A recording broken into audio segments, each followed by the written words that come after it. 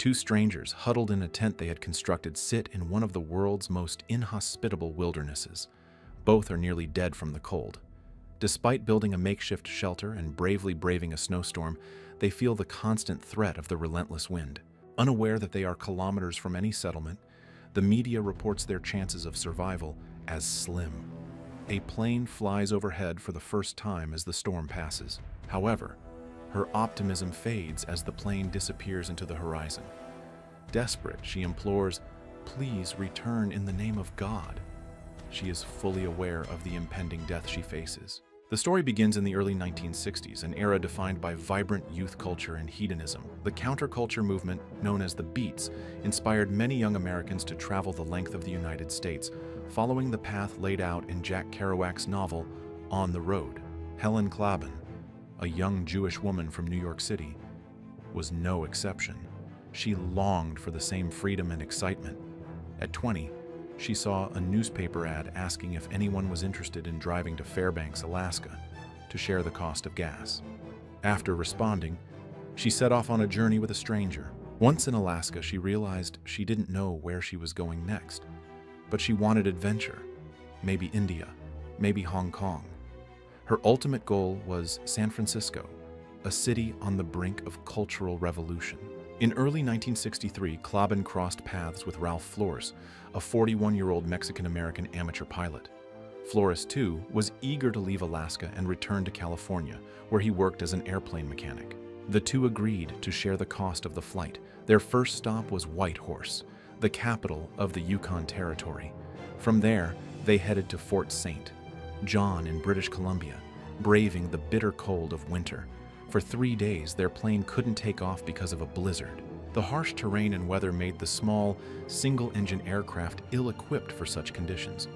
Despite the ongoing storm warnings, they decided to continue. Their next flight would end in disaster. The wind was fierce, tossing their plane about like a dandelion seed in the air. Snow battered the aircraft, making it nearly impossible for Flores to see. Desperate, he tried to fly above the clouds and out of danger, hoping to escape the storm. He intended to descend and locate the Alaska Highway, which would guide them to the nearest airport. But Flores, a novice pilot, wasn't entirely confident in the aircraft's instruments. He needed the road to help him regain his bearings. Furthermore, he'd neglected to bring emergency supplies. No weapons, little food, no insulation, and no means of dealing with potentially hostile animals. The Yukon is home to a variety of bears, some with terrifying reputations. Still, they had a blade. During this period of extreme desperation, Klaben began to lose her composure. Flores, however, kept his fears to himself. Then, Klaben saw a slope and trees below them. She suddenly realized they were about to crash. "All right, Helen, this is it," she thought. It was a jarring realization. Hoping for the best, she closed her eyes. When she opened them again, she regained consciousness.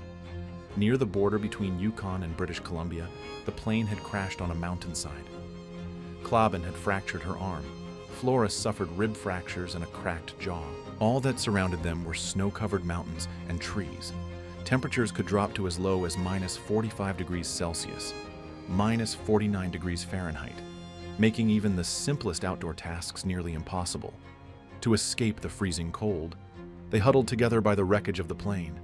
Staying outside for long in these conditions would guarantee frostbite. For days, search planes circled overhead, attempting to find them. But with the snow covering everything, the searchers could see little beyond the trees. Once they had depleted their supply of canned sardines, tuna, fruit, and crackers, they had nothing left to eat. Just 10 days into their ordeal, all their supplies vanished. Their only hope of survival was melting snow for water. They managed to start a fire using a box of matches they had with them. Injured and without the means to hunt, they could only sit and wait, growing weaker by the day as their bodies burned through their stored fat. Flores had tried unsuccessfully to make a slingshot in an attempt to hunt rabbits, but eventually he gave up. They did, however, have something more than material possessions, something that could be called a spiritual mental emergency kit. Flores, a devout member of the Church of Jesus Christ of Latter-day Saints, carried his Bible with him everywhere. He believed that, despite their dire situation, the crash was significant and that they would be rescued if Klaben would just read the Bible. He assured her that conversion was their only path to salvation. Klaben, desperate but unconvinced, agreed to read the Bible daily. She wasn't sure if it would bring them salvation, but she hoped her religious companion was right, even as the sound of planes rumbling overhead failed to lead to their rescue. Flores assured her that reading the entire Bible and acknowledging Jesus Christ's divinity would guarantee their rescue.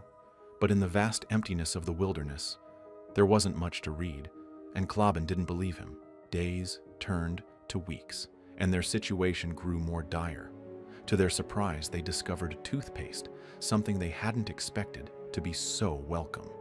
Though it wasn't nutritious, they gratefully squeezed out the minty cream every day. They also had gum, which they chewed endlessly, though it didn't make much of a difference. Their condition worsened. They stayed somewhat warm using insulation they made from pillows and cloths, but Klaben developed severe frostbite, and gangrene set into her foot. Moving became a near impossibility, and she had lost a third of her body weight. Death seemed imminent. Flores continued to urge her to keep reading the Bible. He reminded her that a rescue was still possible, but it was clear that even he had begun to lose hope as time dragged on. Then, Flores announced that he was going to try to find civilization. Now able to walk, he ventured into the woods, leaving Klaben alone. Klaben, feeling increasingly isolated, began to write down her thoughts. But the words quickly turned dark, too much like a funeral poem, and she abandoned the effort, holding on to the faint hope that it wasn't time yet to give up. 8 days later, Flores returned. He had found what he believed to be a clearing, which meant there could be people nearby. Their chances of being seen by search planes would increase once they were out of the woods. But getting there wasn't easy. The walk was excruciating, and Klaben's foot was now heavily infected. Still, they pressed on. As they neared the clearing, they heard a distant hum. Flores went ahead to investigate. He returned with news. He had discovered a frozen pond, and using snowshoes made from tree bark, he etched the words SOS into the ice. He believed this might be the key to signaling their location.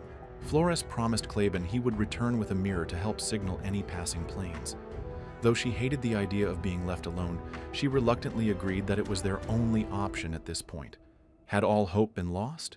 By day 47, Klaben had finished reading the Bible. But rescue still seemed out of reach. Enter Charles Chuck Hamilton, a seasoned man of the woods. While Klaben and Flores shivered and neared death in March of that year, Hamilton was flying his plane, hoping to spot game for hunting. He was an experienced woodsman, perceptive in ways that could save lives. Though he hadn't spotted any moose that day, his sharp eyes caught the words SOS, etched in the ice of a frozen pond. The missing plane hadn't crossed his mind in weeks, but the message on the pond triggered a recollection. Trappers sometimes ran into trouble in the wilderness, and he and his passenger assumed the message might have come from one of them. As Klaben watched the aircraft soaring across the sky, panic set in. Desperate to be noticed, she built a fire and threw green pine needles onto it. Thick, ashen smoke billowed upward. Someone must see this, she thought. Ignoring the pain in her foot, she burst into tears, overwhelmed with a sudden rush of joy. Meanwhile, Fernandez was in the woods, trying to signal the plane with a mirror, using the sunlight to reflect it toward the sky. The heavy black smoke from the fire forced Hamilton to veer off course, but in that moment, he spotted a figure holding the mirror. He landed the plane near a cabin on an airport lake about 10 kilometers, 6 miles from where they were. The sound they had heard earlier, the hum of chainsaws, was from trappers working at the cabin cutting firewood. The trappers gathered their dogs and set out to find the man with the mirror. Klaben remained hidden by the haze of smoke.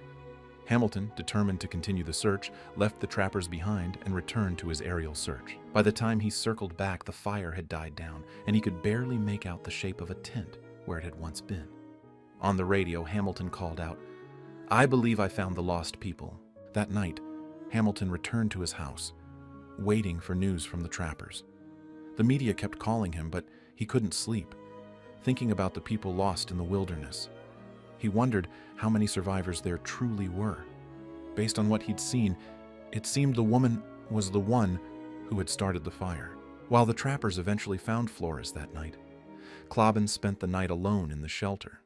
The rescue would have to wait until morning, as it was now too dark to continue. What if she's dead when I get there? Hamilton asked his wife, haunted by the thought. At dawn, just a few miles from the tent, Hamilton's plane touched down. He entered the shelter, and an hour later, Klaben saw a man approaching her, his face weathered, a giant in her eyes. She embraced him, sobbing, and kissed his cheek in relief. She insisted that she could still walk, despite her severely infected and frostbitten foot. When Hamilton asked her about it, he said, "If I can carry a moose out of the woods, I can carry you." Carrying a fragile woman, weighing just 100 pounds, 45 kilograms, on his snowshoes wasn't easy.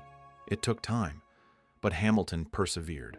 At the hospital, the doctors who treated Klaben later said she wouldn't have survived another night in the wilderness. If they had stayed out another night, the distress signal in the lake would have gone unanswered. Their rescue had come just in time.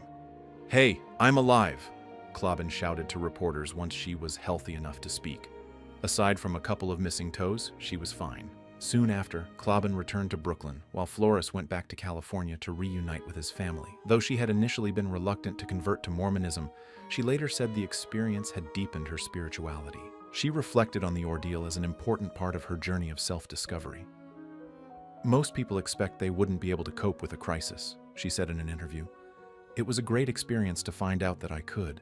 Klaben, maintaining her adventurous spirit, traveled extensively throughout Asia, Europe, and the Americas, even writing a book about her experiences. In 2018, at the age of 76, she passed away. Flores also died at 76 in 1997, which means they both lived long lives, each continuing their adventures in their own way. Chuck Hamilton, who had once flown over the wilderness to rescue them, eventually uprooted his life in the bush and moved to Victoria, British Columbia, with his family. He preserved a memento of the rescue in his basement, a reminder of that extraordinary time.